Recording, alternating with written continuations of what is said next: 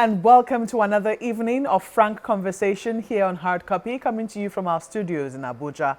I'm Maokpe Ogun Yusuf. After a tortuous and rancor-filled journey, even up to its final passage in the chambers of the National Assembly, the Petroleum Industry Bill finally saw light of day as an act of the National Assembly when the President put pen to paper on Monday this week. This singular act has put to rest years of unending agitations to pass legislation for the proper governance of the sector, which has been the biggest source of revenue for the country, and provide incentives for investors in a sector largely seeing increased divestment from international oil companies. The act is also expected to help ensure transparency and accountability in the sector, which has been plagued by opacity and mind-blowing corruption. Indicating to investors that he means business, the President set up a steering committee to oversee the process of implementation of the newly signed Petroleum Industry Act to, in his words, deliver the value proposition of the law. But how has this been received by those who ensure the wheels of the industry turn as should? Tonight on Hard Copy, we speak with Engineer Festus Osifo, President of the Petroleum and Natural Gas Senior Staff Association of Nigeria, Pengasan, whose workforce will be very involved in the implementation of the newly assented Petroleum Industry Act. Comrade, welcome to Hard Copy. Thank you so much, Maokpe. What areas of the Act, when it was in the National Assembly, through the process, I'm sure you were part of the public hearing, and also when it was passed by the National Assembly before it eventually was signed into law. What parts of it got you excited and what parts of it got you worried? Yeah, practically, in the last almost 20 years now, we've been in this journey. It started with during the Obasanjo era when we were talking about the Oil and Gas Reform Committee that now later went on to the Oil and Gas Implementation Committee. Then after then, the Yar'Adua administration, sent the first copy of the PIB to the National Assembly then in 2008. But the version we have now, it's a little bit different from what we had before, expectedly, because a lot of things must have happened in the last, 12, 13 years. For us, we have welcomed the signing of a PIB into law because signing the PIB into law has actually brought down the level of uncertainties that we have in the industry. As the President rightly said today, that we've lost over 50 billion USD in the last 20 years. I clearly think that if you do a further research, you could discover that it is much more than that, maybe up to twice of that amount. He said $50 billion in the last 10 years. In the last 10 years, yes. Yeah, so yes. It doesn't include even when the agitations for passing legislation had started. Exactly. So what that means is that we could have lost twice that amount. So for us, we are delighted, we are excited. The PIB, there are a lot of good provisions in the law. Part of them, for example, and what we also advocated for was that a PIB that supports investment should be passed. Initially, when this bill got to the National Assembly, this current one, as submitted by the executive arm of government to this current National Assembly, there were fears. There were even some protests on parts of the IOC's international oil companies that the fiscal regime has been proposed was going to be inimical to their own progress. Yes. We do not know what eventually, whether what has now been passed is now, supported by them as well. What are your... Yes, correct. What has been passed now supports investment is much more better than the terms before now. For example, the royalties in the onshore fields before now was about 18%.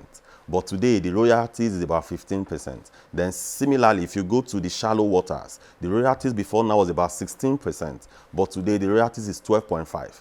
Then if you go to the most controversial, and I will explain why I said controversial, the deep water environment, the royalty before now was 10%. But today, is 7.5%.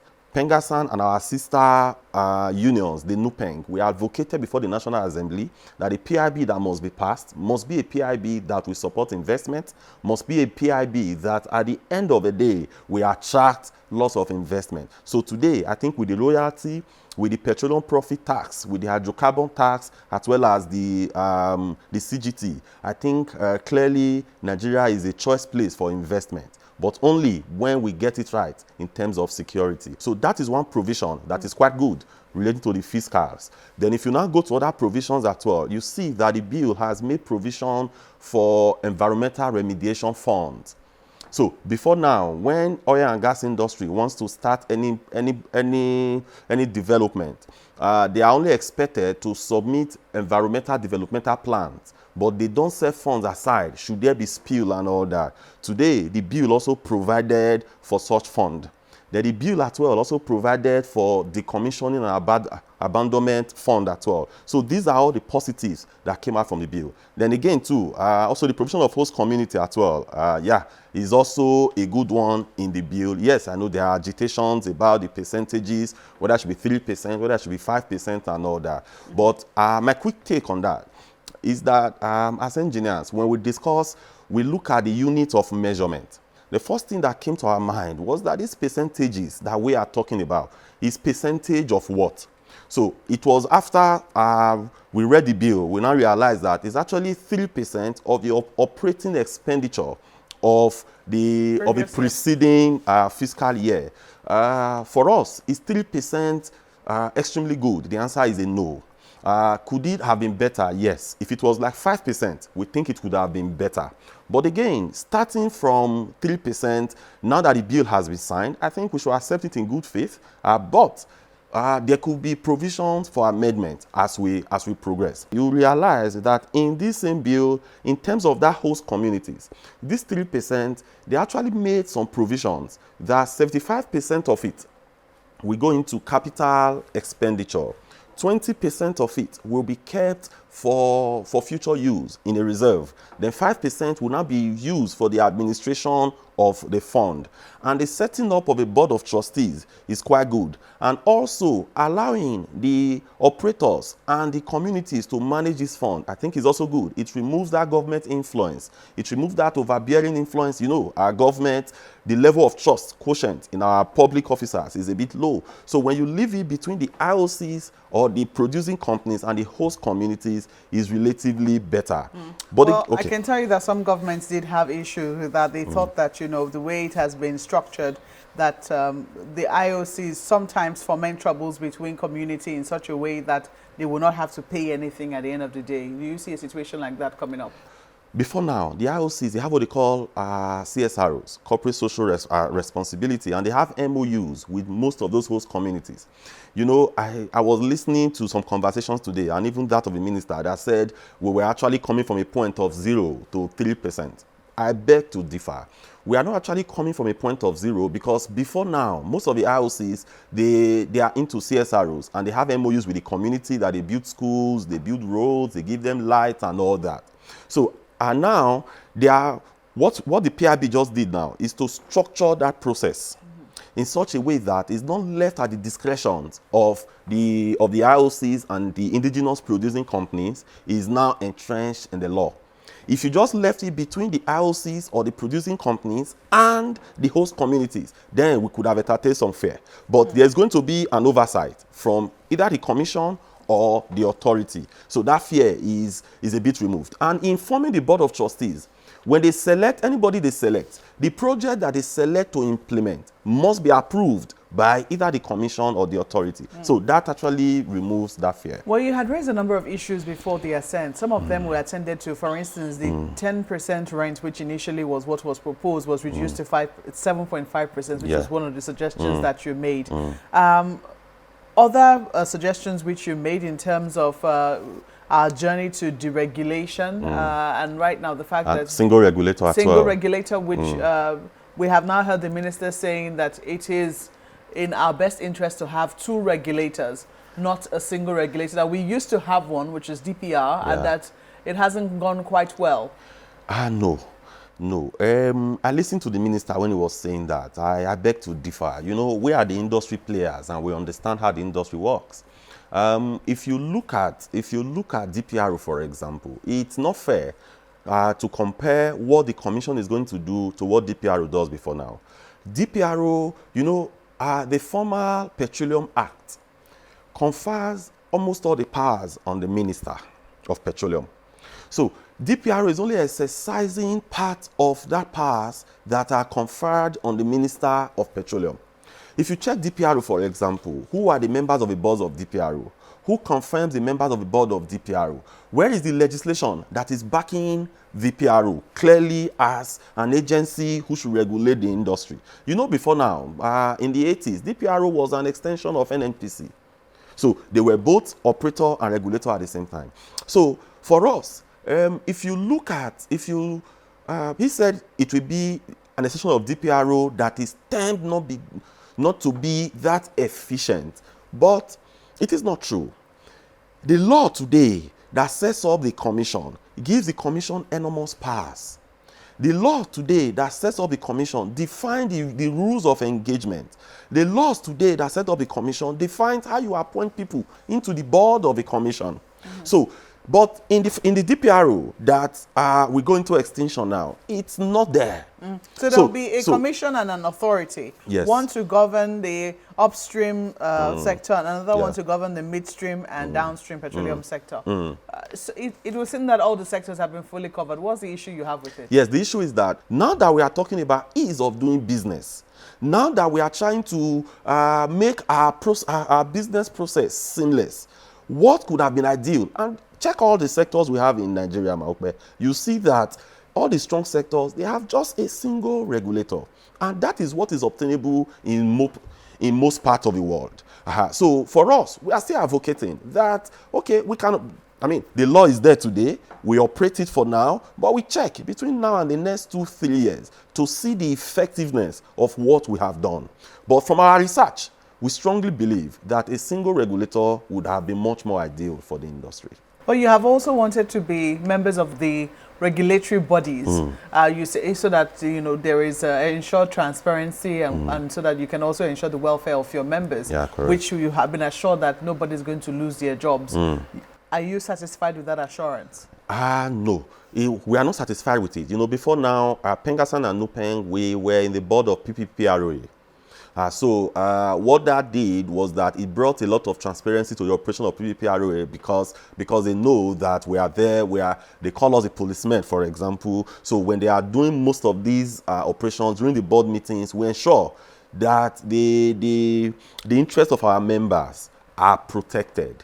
Now that you are fusing PPPROA and PEF together, and we were in the board of PPPROA before, so the downstream, the mid and downstream regulatory authority, is PPPROA and PEF that will form the bulk part of it, and the downstream department in DPRO. So we felt that it would have been ideal for us to be included in the board.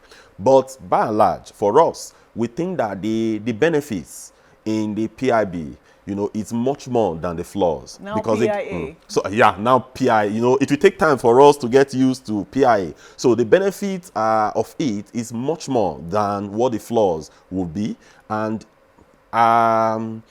in every human endeavor, you cannot have a law that is 100% perfect. So we believe that it will be a work in progress, but it's a good starting point. Okay, so but in meantime, the steering committee, which the president has now, it has not been inaugurated yet, but he has set it up. You're not included in it, but the minister did say that somehow you're going to be involved in the implementation. Yes. Was it satisfactory for you? Yes. For us, we were just told that there will be a steering committee and there will also be a transition committee. Well, whatever that means, that we will be members of the transition committee. But what is really our interest?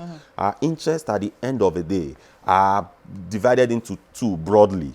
One, to ensure that no Nigerian worker loses his or her job when we are transiting from the agencies that have been outlawed to this new one. Then again, to also prevent casualization in the industry, because we've had that issue, the issue of casualization in a lot of producing and service companies. So our presence in that committee, we ensure that our members are carried along. We ensure that no Nigerian, even beyond Pengassan members, any Nigerian is shortchanged, so that the transition will be smooth. The welfare and the benefit, what they currently earn in their present place of work, will more or less be carried over. Because if we wait for the implementation to be done, we now have issues. and unions now start agitating, Nigerians will say, where were you when they were doing it? So that is why we are advocating that from the onset, we should be involved so that we have those discussions and frank talk, as we progress.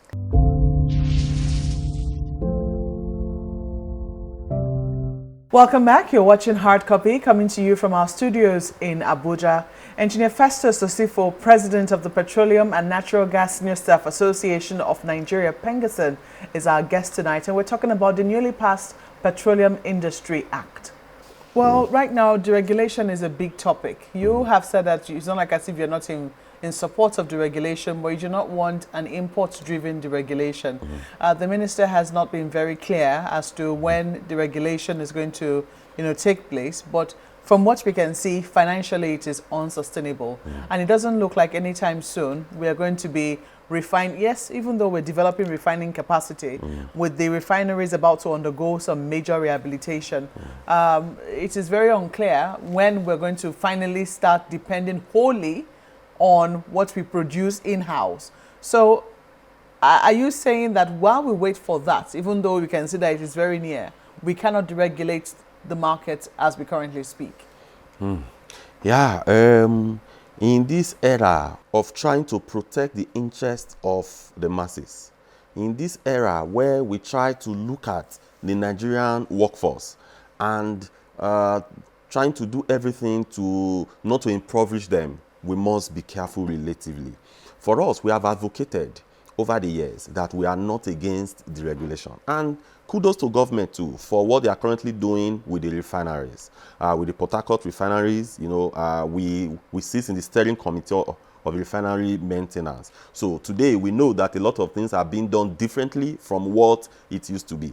So part of what we advocated in the past was that we have refineries. Why don't you fix the refineries?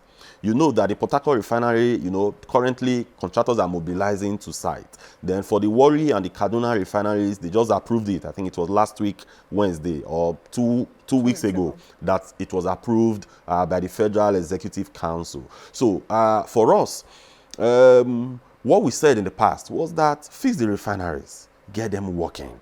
When the refineries are working, the combined capacity of the four refineries, because you have to in Port Harcourt, the four refineries, is about 450,000 barrels per day. So when you convert that to cubic meters, it's about 70,000 cubic meters. That, let's assume, is producing up to 70% in stock capacity. That gives about 50,000 cubic meters. And when you refine 50,000 cubic meters, about 45% of it will be PMS. Then you could get up to, say, between 20 to 25 million liters per day. So if you get that, first of all, you have gotten it's not really our consumption capacity. Yes, but 20 million liters is quite good. Then with the Dangote refinery coming up, and with NNPC also buying 20% stake in it. So what that means is that if Dangote refinery is giving us somewhere around 40 to 50 million liters per day, then we will now become net exporter of PMS. I know Nigerians, they've asked a lot of questions. Why are we spending such amount of money in fixing our refineries? But one of the assurances that we also put out there is that, the unions being in the steering committee, one of the things we advocated was that the money that you are borrowing should not be released to politicians. The money should be kept in an escrow account where NNPC, where Afro-Exim Bank, for example, that is given like 1 billion USD for the Port Harcourt refinery, and the contractor, you put this money in an account. So Afro-Exim will not release a dime until there are some milestones. So when there is achievement, when you get to like 15% of what you ask of a scope of work, 15% of the money will be released to you.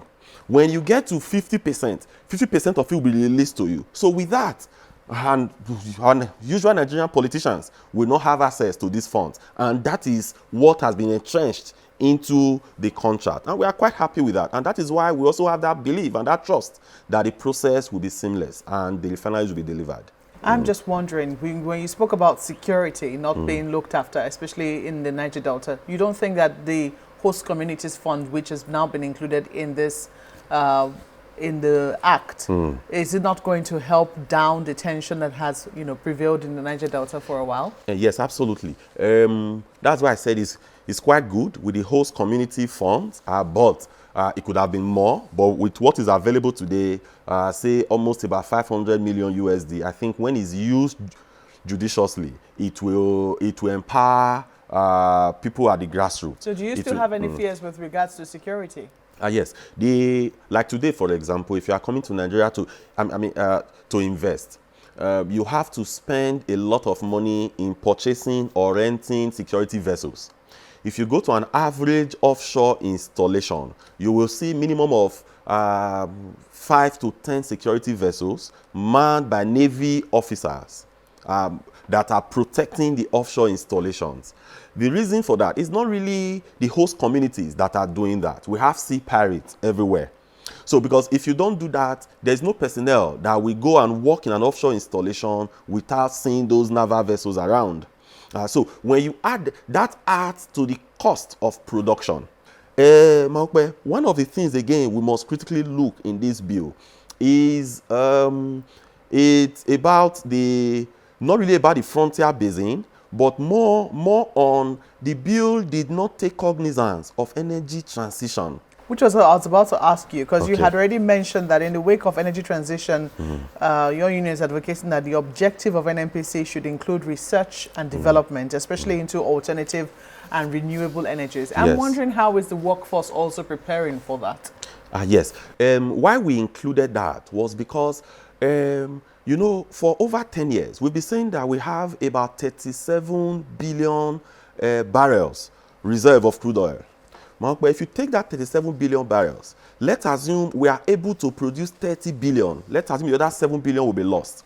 What that means is that with our current production per day, which is approximately 2 million barrels per day, it will take us about 15,000 days to produce the 30 billion barrels that we could produce.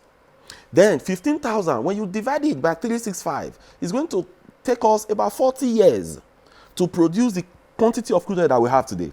And you know very well that in the next 40 years, we cannot really detect what is going to happen to crude oil, with lots of users of this crude oil moving into, like electricity cars, other renewables, hydrogen, biomass, and all that. So that is a real challenge.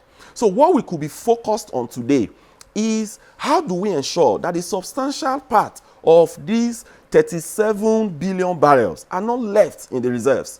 So we thought that NNPC at the end of the day should focus more, or send substantial part of their profit should be placed into an account where we could use, we could develop our renewables, we could develop our electricity, we could develop hydrogen, we could develop biomass. Was that part of what you canvassed before the bill was passed? Yes, we canvassed that before the National Assembly. But it wasn't included? No, it wasn't included. That we must think about tomorrow. For example, that 30% of NNPC profit that was dedicated to frontier.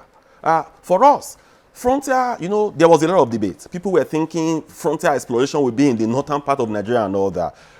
We have also said that Anambra Basin is part of frontier, Benin Basin is part of frontier, Calabar Basin is part of frontier, Benue Trough is part of frontier, the same way with the Chad Basin and all that. But our problem with that is that 30% that you have dedicated is for exploration.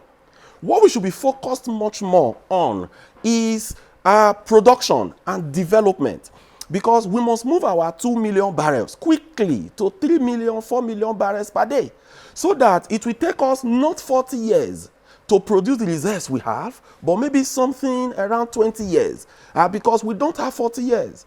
If you look at Enugu today, you know the amount of coal that is deposited in Enugu. But if we put chunk amount of our money into development, we could ramp up production to 3 million barrels, 4 million barrels per day. Then substantial part of this money could be kept in sovereign wealth fund like they do. Currently that in Norway, they have about 1.3 trillion USD in their sovereign wealth fund. So if we do this, we could now use maybe the extra 1 million barrels. We start channeling it to renewables. That must be done. Otherwise, this energy transition is going to catch up with us and we'll start running. For the workforce, for the part of Pengassan, we are doing an advocacy and we are reaching out to our members to let them understand that the energy transition is real. In fact, we are trying to do a study of the numbers of car manufacturing companies that have said that they want to move from fossil fuel into electricity. So we are trying to do that study and we are making this information available to our members. So we'll continuously advocate. I mean, are we there today? The answer is no. Do we have a long way to go? The answer is yes. But we'll continuously advocate to ensure that our members are trained. We build capacity so that tomorrow we will not be caught up in the web. It's a fine place to leave it. Engineer Festus Osifo, thank you for coming on Hard Copy. Thank you so much, Maokbe. It's a pleasure. Well, that's the program tonight. We expect your comments and feedback. Welcome to the handles showing on your screen. Thank you for watching. I'm Maokbe Ogun Yusuf. Good night.